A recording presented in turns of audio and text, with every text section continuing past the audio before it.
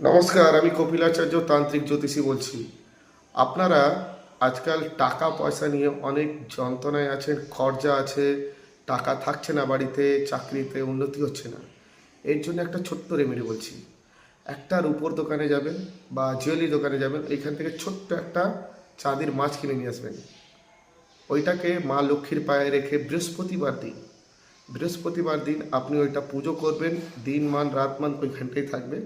তারপরের দিন ভোরবেলা 4টে থেকে 6টার মধ্যে ওই রূপোর মাছটা তুলে যেইখানটা আপনারা টাকা রাখেন ওইখানটায় রেখে দেবেন, তারপরে ভুলে যাবেন। 7 দিন পর থেকে আপনি দেখবেন কি আপনার উন্নতি হচ্ছে। ব্যবসা যদি চলছে না, আপনার ব্যবসাও ভালো থাকবে।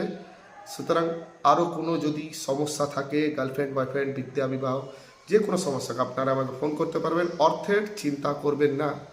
আজকাল অর্থে নিয়ে অনেক ফোন আসছে আমাকে, অর্থের চিন্তা করবেন না, সামান্য খরচা হয়।